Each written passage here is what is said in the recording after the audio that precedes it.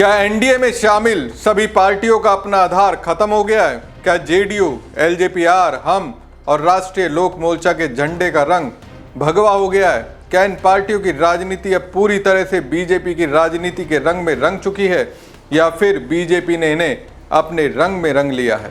नमस्कार दोस्तों, मैं हूं परवीन सानी।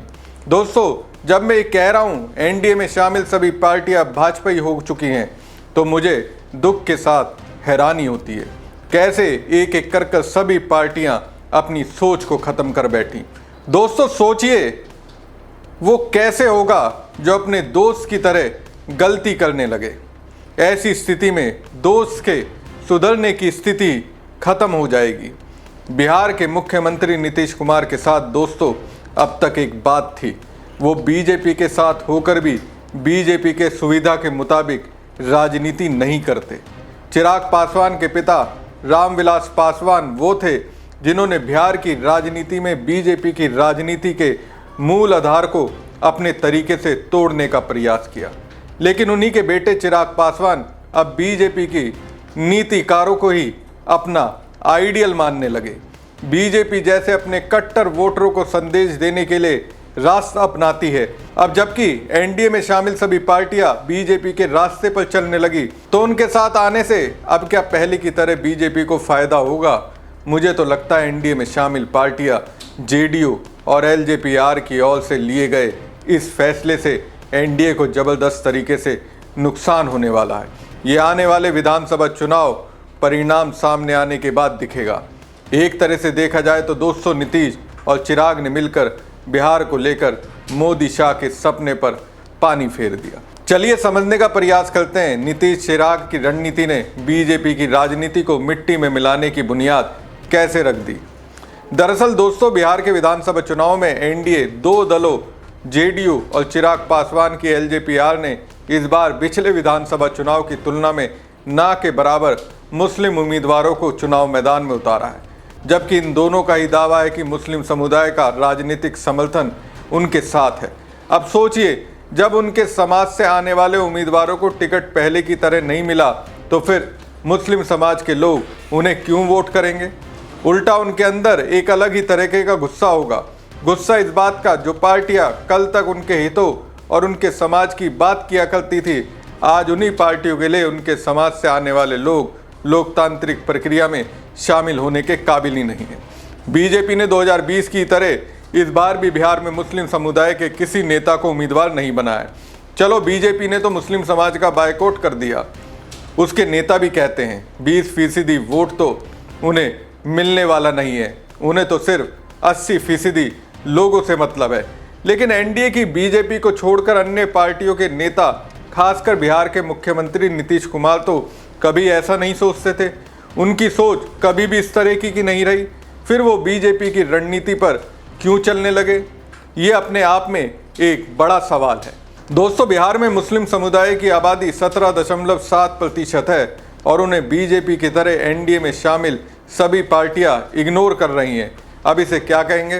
पिछले विधानसभा चुनाव में जेडीयू ने 11 मुसलमानों को उम्मीदवार बनाया था, लेकिन उसमें से किसी को भी जीत नहीं मिली थी।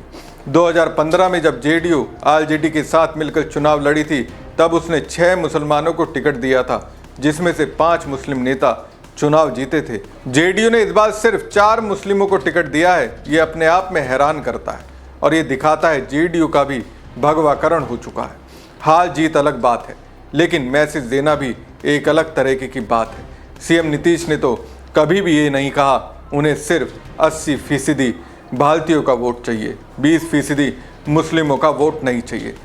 ऐसा तो बिहार के मुख्यमंत्री नीतीश कुमार ने कभी नहीं कहा, बल्कि वो तो पीएम मोदी की राजनीति के धुर विरोधी रहे हैं। जब गुजरात के मुख्यमंत्री रहते हुए बीजेपी की ओर से पीएम पद के लिए मोदी के नाम का ऐलान हुआ तो उन्होंने इसका विरोध किया था। यहाँ तक कि इसी बीजेपी से अलग होकर नीतीश कुमार ने बिहार में साल 2015 का विधानसभा चुनाव आरजेडी के साथ मिलकर लड़ा था। फिर 2020 से लेकर 2025 के बीच नीतीश के दिलो दिमाग में ऐसा क्या परिवर्तन हुआ जिससे वो बीजेपी की तरह ही रणनीति बनाने लगे? अब देखिए, नीतीश कुमार ने ऐसा किया तो सीएम बनने का सपना देखने वाले चिराग पासवान की एलजेपी-आर भी बीजेपी की राह पर चल पड़ी। उन्होंने भी मुस्लिम समुदाय के सिर्फ एक उम्मीदवार को टिकट दिया है। ये टिकट मोहम्मद मलीमुद्दीन को किशनगंज जिले की बहादुरगंज सीट से मिला है। दोस्तों, 2020 में जब एलजेपीआर में टूट नहीं हुई थी, तब पार्टी ने 135 सीटों पर अकेले चुनाव लड़ा था और 7 सीटों पर मुस्लिमों को उतारा था। हालांकि उसमें से किसी को भी जीत नहीं मिली थी। 2015 में पार्टी ने 42 सीटों पर चुनाव लड़ा था और 3 मुसलमानों को टिकट दिया था। अब इस संबंध में जेडीयू के एक नेता ने कहा, इस बार मुस्लिम समुदाय के कम उम्मीदवार उतारने के पीछे वजह यह है कि उन्हें जीत नहीं मिल पा रही थी। ऐसे में टिकट क्यों बर्बाद किया जाए। ऐसा लगता है बीजेपी की तरह ही जेडीयू भी मुसलमानों की राजनीतिक भागीदारी कम कर रही है। इस तर्क पर सवाल यह है कि क्या ऐसा करना ठीक है। जिसकी आबादी में 17.7% उससे दूरी बनाना ठीक है, या फिर उनके विश्वास को अपने लिए बहाल करना ठीक है। एनडीए के 2 अन्य घटक दलों उपेंद्र कुशवाहा की राष्ट्रीय लोक मोर्चा और जीतन राम मांझी की हमने भी दोस्तों किसी भी मुस्लिम को उम्मीदवार नहीं बनाया। अब कहा जा रहा है ये फैसला इन पार्टियों ने अपने एक डर की वजह से लिया है। कुछ महीने पहले ही All India Muslim Personal Law Board और कुछ अन्य मुस्लिम संगठनों ने जेडीयू और एलजेपीआर को चेतावनी दी थी कि अगर उन्होंने वक्फ कानून में हुए संशोधन का समर्थन किया तो उन्हें इसका असर दिखाई देगा।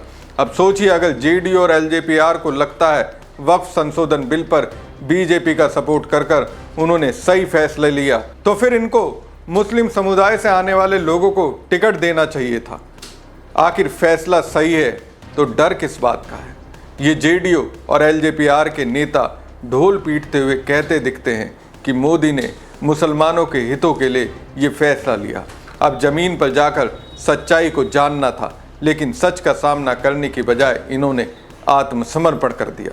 एक तरह से खुद से स्वीकार कर लिया वक्फ कानून पर बीजेपी का सपोर्ट कर उन्होंने बड़ी गलती कर दी। चलिए, गलती भी कर दी, लेकिन उस गलती को छिपाने के लिए एक और गलती करना ठीक है क्या? ये अपने आप में सोचने वाली बात है। अब इन नेताओं को ये बात अभी समझ नहीं आ रही है।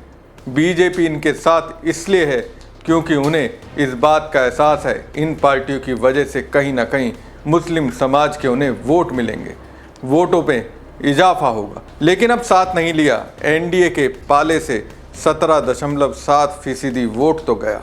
अब आगे से क्या बीजेपी इन्हें अपने साथ रखेगी, जबकि उन्हें मालूम है जिस 80% पर वो अपना अधिकार समझती है, उसमें से ये भी अपनी हिस्सेदारी अपनी राजनीति के लिए निकाल रहे हैं। एक तरह से दोस्तों देखा जाए, जेडीयू, एलजेपीआर, हम और राष्ट्रीय लोक मोर्चा ने जो फैसला लिया है उससे सबसे ज़्यादा नुकसान एनडीए को ही होगा। एक तरह से मान लीजिए मुस्लिम और यादव, जिनको मिलाकर आबादी 31.7% होती है, वो अब एक मुश्त होकर महागठबंधन के उम्मीदवार पर खटाखट स्टाइल में पड़ेगा। बाकी आबादी में महागठबंधन और एनडीए के बीच कांटे का मुकाबला होगा। साफ है, एनडीए ने इस बार के विधानसभा चुनाव में अपने लिए खुद ही गड्ढा खोद लिया, जिसमें इनका गिरना तय है। आपको क्या लगता है? अपनी राय कमेंट बॉक्स में जरूर दीजिएगा। साथ ही पेज को ज़्यादा से ज़्यादा लाइक और शेयर कीजिएगा। धन्यवाद।